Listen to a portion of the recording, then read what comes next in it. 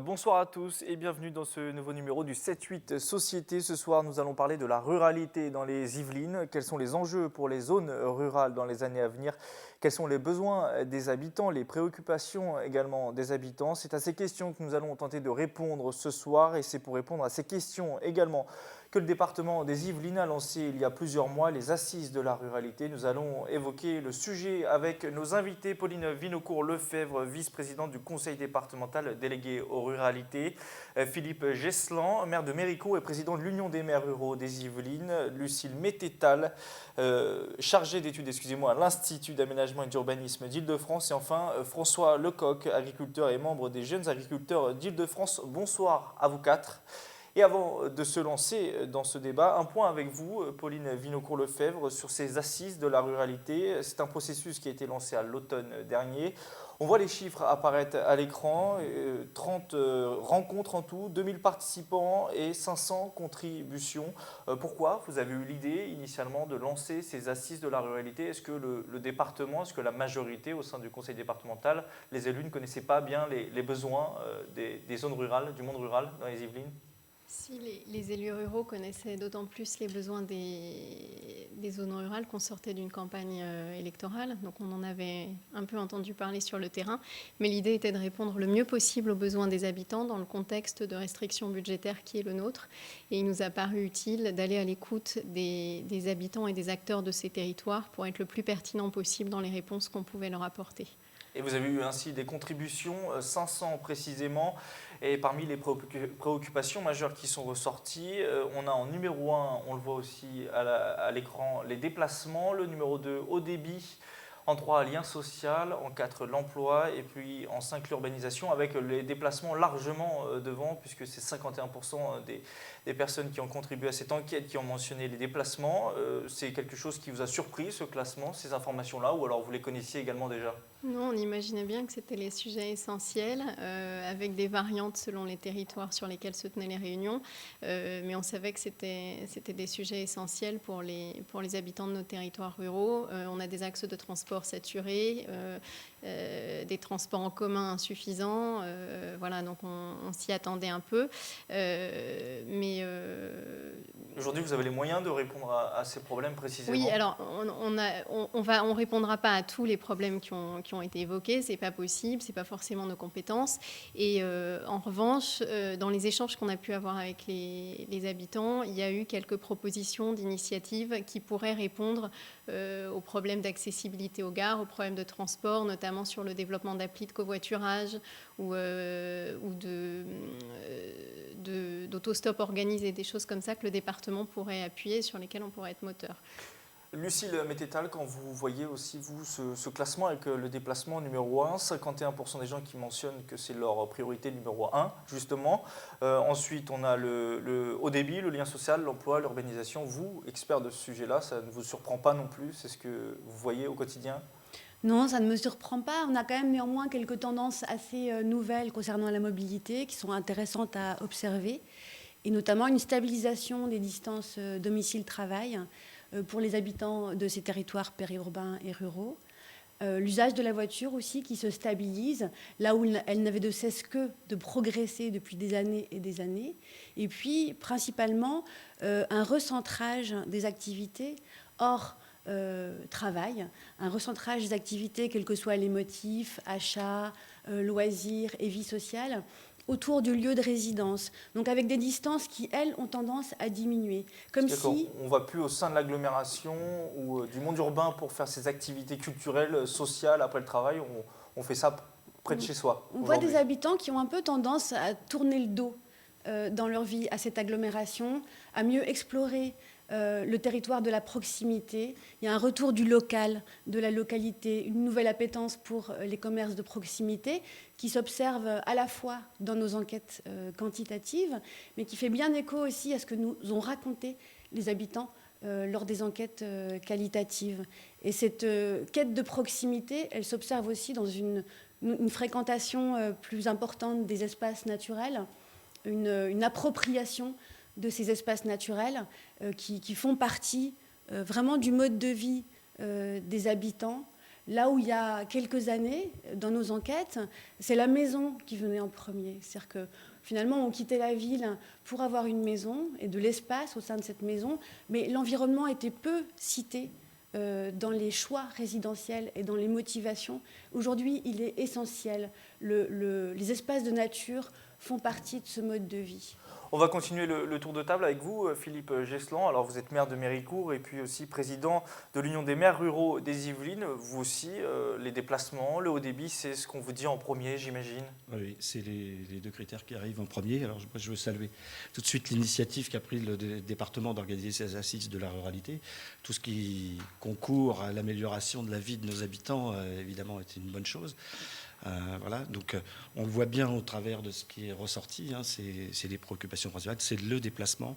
Nous, on a 3 types d'habitants dans nos communes. On a les habitants qui sont là de génération en génération, qui ont toujours vécu dans nos communes, qui sont habitués à ce mode de vie, qui travaillent en général à proximité, souvent dans l'agriculture ou dans les commerces locaux.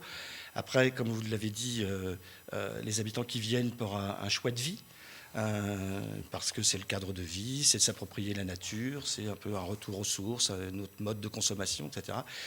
Et puis on a une 3e catégorie d'habitants qui sont plutôt des urbains ou des périurbains à proximité de la Grande Couronne, qui viennent chez nous un peu par obligation. Moi j'appelle ça la fuite vers l'ouest. On vient habiter à la campagne parce que c'est moins cher. Dans un premier temps, et puis on trouve que c'est sympa, l'été il fait beau, les petits oiseaux chantent, etc. Mais malgré tout, on continue à travailler sur la capitale ou en proche banlieue, et avoir 2h30 de transport le matin, 2h30 le soir pour rentrer à la maison, gérer les enfants qu'on a laissés à l'école communale. Voilà, c'est pas simple, et donc tout ce qui peut améliorer les déplacements de ces habitants pour leur permettre évidemment d'aller au travail dans de bonnes conditions, ben voilà, c'est une bonne chose. Alors, le fait qu'il y ait différents profils comme ça, comme vous les définissez, ça complique aussi la tâche, puisque les besoins ne sont pas les mêmes, les attentes ne sont pas les mêmes, on n'a pas affaire ici à un type de population.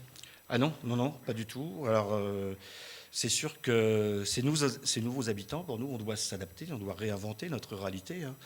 C'est difficile de les faire participer à la vie communale aujourd'hui. Nous, on a un tissu associatif dans nos communes qui est assez développé, et le week-end, ils sont un peu claqués, quoi. Donc, on a du mal, mais bon, petit à petit, on y arrive à les associer à nos manifestations. Évidemment, dans nos communes, il y a beaucoup de bénévolat. Que ce soit les comités des fêtes, les maisons des arts, enfin plein de choses.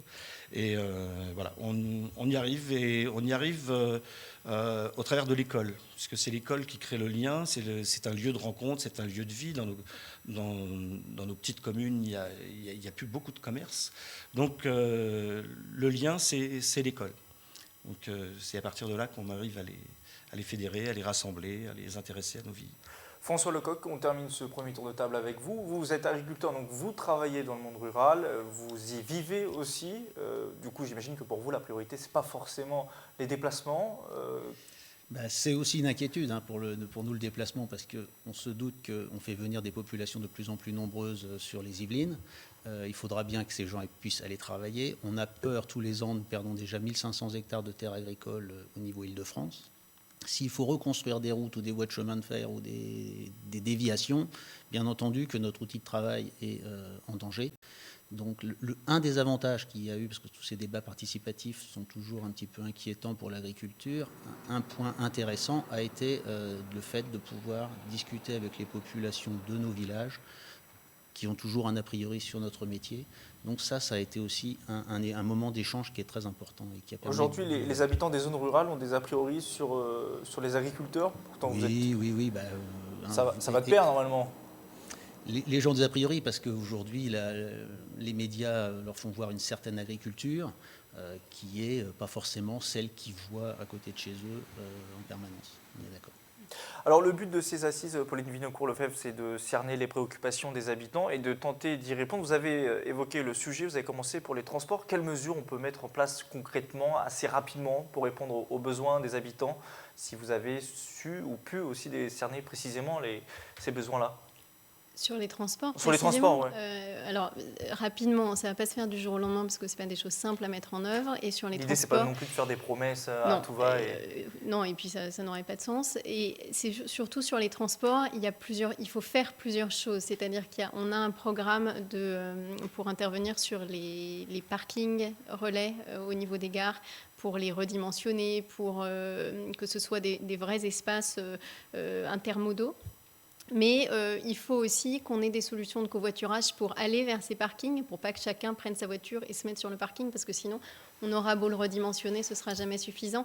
Donc c'est une multitude de solutions qu'il faut mener en même temps pour répondre aux attentes. Et concrètement, tout le monde n'aura pas un arrêt de bus ou une gare de métro en bas de chez soi. De métro, pas du tout, du De reste. métro, non, je pense au Grand Paris Express, parce que, avec le métro qui va arriver dans les Yvelines, avec la ligne 18 dans le futur, mais concrètement, on n'aura pas de ligne de bus qui arrivera pour tout le monde, en tout cas près de chez soi. Il y en a qui passent. Oui, bien sûr. Mais sur les transports, par exemple, un gros sujet qu'on a eu au travers des échanges qu'on a pu avoir avec les principaux de collège ou avec des collégiens directement, c'est les transports des élèves en dehors des heures arrivée d'école, sortie d'école. Donc, ils sont sur des lignes de bus régulières ou des lignes de bus scolaires, mais si leur cours démarre plus tard, s'il y a un prof absent longtemps, soit ils attendent à l'école, soit ils n'ont pas de solution pour y aller. Voilà, donc là-dessus, on pourrait développer du covoiturage entre parents d'élèves, et c'est un projet qui va être mis en œuvre à travers ce qu'on appelle les espaces ou les environnements numériques de travail qui sont dédiés aux collégiens, aux profs et aux parents d'élèves. On pourrait mettre en place une appli de covoiturage dédiée aux collégiens pour qu'en dehors des heures dites de pointe ou que le mercredi, au moment des temps périscolaires, il y ait du covoiturage entre parents de collégiens qu'ils peuvent. Philippe Gesselan, puis Lucille Mététal. Philippe Gesselan, vous êtes le maire d'une commune de 400 habitants. Est-ce que ce type de réponse, ça correspond à vos besoins, au manque de transport en commun dans vos communes ? Ah ben oui, il y a un manque de transport en commun, ça c'est certain, mais ça serait un non-sens de faire circuler des bus de 50 places dans nos communes qui tourneraient pour les trois quarts à vide. Donc je pense qu'il faut réinventer des nouveaux modes de transport dans nos communes, par exemple le transport à la demande type un peu Uber ou sous d'autres formes, l'autostop organisé, le covoiturage. Je pense que c'est la multitude des actions qui va désengorger un petit peu nos routes, parce qu'on n'aura pas les moyens, je pense, de créer de nouvelles infrastructures. C'est d'ailleurs pas souhaitable. Il y a un projet de LNPN, la ligne Paris-Normandie, qui est sous-jacent actuellement, qui va poser un certain nombre de soucis à nos amis agriculteurs, puisqu'un kilomètre de voie, je crois que c'est 10 hectares de consommés. Donc voilà. Bon, développer les infrastructures, à mon avis, c'est pas trop envisageable. En plus, il n'y a plus d'argent. Donc je pense qu'il faut changer nos modes de déplacement, tout simplement, réinventer les choses. Il faut qu'on arrive à lâcher notre voiture. Donc la prise de conscience peut venir aussi du citoyen en lui-même, en premier lieu. Oui, Lucille sachant que là, dans nos territoires périurbains et ruraux, et si on prend que les communes rurales, les petites communes rurales, un quart des déplacements sont des déplacements de proximité de moins de 5 km. Et l'enjeu, c'est peut-être de réconcilier la proximité et l'accessibilité. C'est vrai qu'on pense souvent au domicile-travail, à cette mobilité incompressible et à ces longues distances. Il y a aussi tout ce qui relève de la vie quotidienne, accompagner les enfants, aller rendre visite, etc. Bon. Et c'est vrai qu'il y a de la proximité, il y a parfois des problèmes d'accessibilité parce que des ruptures routières ou des ruptures agricoles qui ne permettent pas en fait, de circuler à pied ou à vélo, alors que le foncier existe, même si c'est compliqué le foncier, mais il est a priori assez généreux pour favoriser ces modes doux. Vous pensez à quoi? Des pistes cyclables? Il faudrait développer ce type d'action? Par exemple, en faisant écho à cette appétence pour la proximité et à cette envie en fait, de faire de son lieu de vie un vrai espace de vie qu'on explore et qu'on fréquente, et avec cette appétence aussi pour les modes doux qu'expriment les habitants, il y a vraiment un enjeu d'aménagement en termes de sécurité et passer de la pratique de loisirs qui existe à une vraie pratique quotidienne. François Lecoq. Moi, je suis un petit peu étonné parce qu'on parle de covoiturage, mais en fait, on est en train de ressortir des vieux systèmes. Dans le temps, mon grand-père emmenait son voisin chercher du pain. Donc aujourd'hui, il faut organiser ça par des applications numériques, alors que ça devrait se faire. Ça devrait se faire naturellement. Les gens devraient parler à leurs voisins de l'autre côté de la clôture, sauf qu'une certaine population qu'on voit dans nos villages arrivent et la première chose qu'ils font, c'est de laisser monter des murs de 3 mètres ou des haies de tuya pour se cacher derrière. Donc on vient à la campagne, mais on retrouve maintenant à la campagne un certain isolement des gens comme s'ils étaient en appartement à Paris. Globalement, vous vouliez, Oui, juste Pauline parce que Vinocourt-Lefebvre, pour allez-y. rebondir sur ce que vous avez dit et sur ce que vous disiez tout à l'heure en disant qu'il fallait que les maires et les élus s'adaptent aux besoins de ces nouveaux habitants, mais je pense qu'il faut aussi que les nouveaux habitants s'adaptent au mode de vie à la campagne, et ça rejoint ce que vous disiez. Je pense notamment à une des réunions publiques qu'on a tenues où on avait un jeune habitant qui arrivait des Hauts-de-Seine et qui n'envisageait pas la possibilité de faire du covoiturage ou de demander à son voisin comment lui s'arrangeait pour emmener ses enfants. Je crois que c'était sur du périscolaire. Et c'était quelque chose, on peut le comprendre, hein, il avait toujours été urbain, ce n'est pas des modes de fonctionnement urbains, il ne pouvait pas l'envisager. Et du coup, au travers de ces réunions et des échanges qu'il y a eu entre différents types de populations de nos communes rurales, certains se sont dit, voilà, on peut peut-être aussi faire différemment parce qu'on est dans un contexte différent et ça permet d'en prendre conscience. Donc c'est aussi aux habitants de s'adapter et de chercher à comprendre comment la ruralité fonctionne. Ce qui veut dire qu'aujourd'hui, il y a des gens qui s'installent dans nos zones rurales, qui veulent le confort des zones rurales, l'avantage de vivre dans les zones rurales avec le cadre de vie, Ils veulent le la qualité cadre de vie, mais pas- qui veulent mais pas aussi reste. le confort d'une zone urbaine avec les déplacements. On est dans une forme de paradoxe finalement. Tout à fait. Vous n'avez pas l'air d'accord avec ça, Si, Lucie. j'entends bien ce paradoxe, mais pour dire que c'est un mode de vie qui s'apprend et que le temps fait son affaire. C'est-à-dire que quand on fait une typologie des habitants, les nouveaux arrivants, à un moment donné, ils sont plus nouveaux arrivants. Absolument. Et je pense que c'est vraiment un mode de vie qui nécessite un apprentissage. Et dans les Yvelines, c'est vrai que la phase d'explosion démographique, elle est vraiment loin derrière nous. Donc il y a un tassement. Il y a des gens qui sont là depuis On vit là 20 ans. depuis longtemps, et Il y a puis une parce qu'on le nouvelle veut aussi. génération. Mais il y a aussi des habitants qui sont venus là il y a 20 ans, 30 ans par choix, et aujourd'hui, comme vous le disiez tout à l'heure, des gens qui viennent par contrainte. Et cette ruralité subie, leurs attentes ne sont pas les mêmes. Ils n'ont pas choisi le cadre de vie, ils sont venus là parce qu'ils n'avaient pas le choix, et du coup, ils veulent les mêmes services que ceux C'est qu'ils une avaient majorité envie. de gens aujourd'hui qui s'installent, on va dire, par obligation dans les communes rurales, ou ça reste une minorité? Est-ce que vous Je sais savez pas ça, quels sont les vous pourcentages. qui avez affaire quand à... même des secteurs. Mais non, il y a deux. Est-ce non, qu'on peut non, quantifier ça? il y a les deux. Mais une chose est sûre, c'est que ceux qui font ça pour un choix de vie, pour une qualité de vie, s'intègrent très bien. Même si au début, ils sont très consommateurs de services, on a beaucoup de demandes, donc on doit mettre en place beaucoup de pédagogie. Après, Et ils comprennent que c'est plus compliqué que ça. à partir du moment où vous tapez sur le porte-monnaie, des services, on peut tous en créer, mais voilà, quand il faut payer, et puis personne n'est d'accord. Donc voilà, à force de discuter, on trouve des solutions tous ensemble, hein, on y arrive. François Lecoq. Moi, je voulais juste revenir sur le fait qu'il y a des gens qui sont là depuis longtemps, donc on n'est pas prioritaire sur ce territoire, mais on doit aussi être respecté. Et souvent, on a l'impression que c'est à nous qui sommes déjà là. Enfin, je pense que Monsieur le maire va pas me contredire. C'est à nous de nous adapter aux nouveaux arrivants, alors que c'est aux nouveaux arrivants de s'adapter à ce qui est déjà en place dans nos communes. Et c'est là où la marche est inversée. Globalement, je voudrais vous parler d'un autre sujet. Quand on lit la presse aujourd'hui, quand des spécialistes évoquent ce sujet, sur les plateaux télé aussi, ce sujet de la ruralité, au moment des élections notamment, on entend souvent qu'il y a un sentiment d'abandon chez les habitants des zones rurales, les commerces qui ferment, les transports qui ne viennent pas, le manque de travail. Est-ce que cette idée est fausse? Est-ce que cette idée est exagérée, Philippe Gesseland? Est-ce que c'est vrai ça? Non, c'est vrai que c'est un sentiment qu'on n'explique pas toujours d'ailleurs, mais alors le constat, il est là, il n'y a plus de commerce dans les petites communes, ça c'est sûr.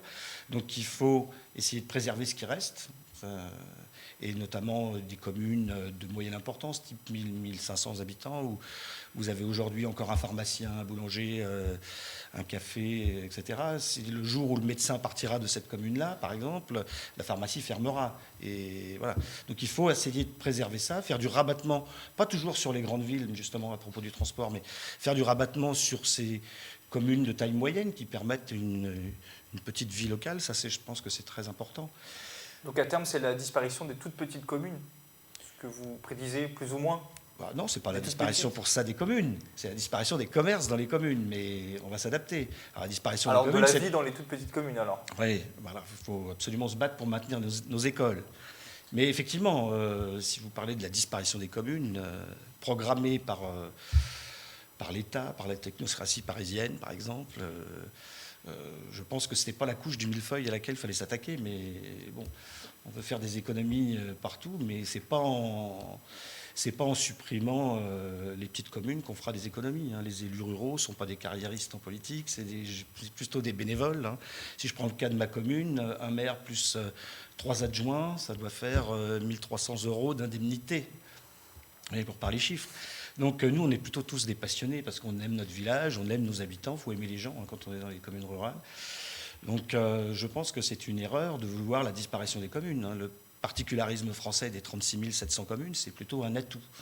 C'est une richesse pour notre pays et c'est pas ça qui coûte à l'État, en tous les cas. Lucile Mététal, sur ces angoisses qui peuvent être exprimées au sein des zones rurales, est-ce que ça fonctionne aussi? Est-ce que c'est vrai aussi en Île-de-France, dans les Yvelines, ou alors ça touche vraiment plus peut-être les zones rurales de province? Vous parlez des angoisses qui se traduisent en termes de vote. Ça peut être en termes de vote, ça peut oui. être aussi... Oui, concrètement, c'était ce que je voulais dire. Oui. Moi, je dirais que c'est l'héritage d'une histoire dans laquelle on a disqualifié ces territoires. Un peu, je pense qu'on est collectivement responsable de les avoir disqualifiés, qu'on a assimilés à une forme de repli sur soi, à une forme d'entre-soi aussi, à l'étalement urbain, à la laideur des zones commerciales. Et cette disqualification, je pense qu'on en... l'héritage, le résultat, il est là aujourd'hui. Non, je pense que ce n'était pas justifié. Pendant longtemps, on n'a pas observé ces territoires pour eux-mêmes. On les a observés par rapport à la ville. Et la ville incarnait en fait toutes les valeurs de modernité, de mélange, de mixité, de densité. Et le périurbain et le rural incarnaient des valeurs négatives. Et je pense que c'est ça aussi qu'on porte aujourd'hui. Et le fait aussi, finalement, d'avoir qualifié les campagnes comme étant un peu le vide. C'était ça. Il y avait les villes qui incarnaient l'innovation, etc. Et la campagne, c'était le reste. Là où dans d'autres pays, on a une vision de la campagne et de la ruralité qui est différente. François Lecoq, vous qui êtes agriculteur, en plus, les agriculteurs ont connu des problèmes récurrents ces derniers temps, avec beaucoup de manifestations. Il y avait tous les problèmes sur les prix, sur l'endettement, mais il y avait aussi ce sentiment parfois qui ressortait qu'aujourd'hui, moralement, il y avait une baisse du moral, que les agriculteurs ne représentaient plus grand-chose aujourd'hui dans l'activité économique française. Est-ce que c'est vrai, ce sentiment d'abandon de ceux qui font la vie dans les zones rurales? Enfin, faut pas oublier une chose, c'est que dans les Yvelines, la première production agricole, c'est la céréale. Donc il y a quand même une production de masse importante dans ce département qu'il ne faut pas négliger. Il faut absolument, bien entendu, c'est un atout d'avoir de la population qui arrive parce qu'il y a de la vente directe qui peut se faire. On attend aussi des communes de pouvoir, sans aller forcément sur le bio qui fait partie de l'agriculture des Yvelines, mais aussi de l'agriculture de proximité, que nos cantines puissent aussi en bénéficier. Donc on fait venir des fois des choses de très loin alors qu'on a des choses qui sont produites sur place. Pour en revenir sur le logement tout à l'heure, un des inconvénients que nous avons, nous, en agriculture, c'est de pouvoir loger les gens qui ont des salaires modestes, qui sont au SMIC, sur nos communes, parce que c'est inabordable. Donc souvent, les gens font 50 km. Donc on remet ces gens-là, ils vont se loger dans le fin fond de l'Eure-et-Loire, donc ces gens-là se remettent sur la route en voiture, ce qui fait que le bilan carbone, on ne résout pas le problème parce qu'on repousse, les zones sont repoussées, et on repousse ces gens-là plus loin, et ça, c'est pas bon pour nous. L'autre souci, moi, qui fait peur à l'agriculture, c'est cette libéralisation de la loi Allure. On a des petites communes qui vont exploser parce qu'on peut construire aujourd'hui sans surface minimum. Donc on va avoir une arrivée de population très importante, des petits villages de 400-500 habitants qui devraient, sur 10 ans, prendre 50 logements. Quand ils vont en prendre 100 ou 200 sur 10 ans, ça va changer tout à fait le tissu de notre ruralité. Pauline Vinocourt-Lefebvre, sur ces angoisses que j'ai exprimées, auxquelles ont répondu les invités autour de la table, est-ce que les habitants qui viennent vous voir vous en parlent, les maires qui viennent vous voir vous en parlent? Est-ce que c'est un sentiment qui est important dans les Yvelines? On l'a ressenti dans la consultation qu'on vient de mener. Je crois que c'est aussi très lié au problème d'isolement, ce sentiment de délaissement et d'oubli. L'isolement qui est lié aux deux sujets qui sont sortis dans nos assises, les transports et le numérique, entre autres. C'est lié aussi à la disparition des commerces de proximité. Mais après, j'ai envie de dire, c'est aussi un deal avec les habitants. On a d'une part des habitants qui nous disent il faut plus de commerces de proximité, mais les commerces de proximité, pour qu'ils vivent, il faut que les mêmes habitants aillent les faire vivre. Donc là, on est dans une espèce de paradoxe. Oui, mais je pense que les assises ont aussi cette vertu pédagogique. On est dans une espèce de contradiction permanente avec des demandes. Et oui, évidemment, les petits commerces peuvent vivre, mais encore faut-il que les gens qui les réclament aillent se fournir là-bas. Sinon, ça ne peut pas fonctionner. Il faudrait faire peut-être plus de pédagogie alors ? Le dire aux gens, plus de communication sur cette question-là. Je pense qu'il y a de la pédagogie à faire et puis un peu de bon sens à retrouver de la part des habitants. Nous, on est tout à fait disposés au niveau du département à aider au maintien des petits commerces. D'ailleurs, ça fait partie des annonces qu'on a portées il y a 15 jours au moment de la restitution de nos assises de la ruralité. Mais on ne va pas subventionner des coquilles vides. Il faut que les gens aillent se fournir là-bas et que les habitants des territoires jouent le jeu. S'ils veulent le maintien du petit commerce, ils ont aussi leur part de responsabilité. Pour prendre l'exemple du petit commerce. Le message est passé, ça sera le mot de la fin. C'est la fin de cette émission. Merci à vous quatre d'y avoir participé. Vous pouvez retrouver cette émission en podcast sur tvfil78.com. Bonne soirée à tous.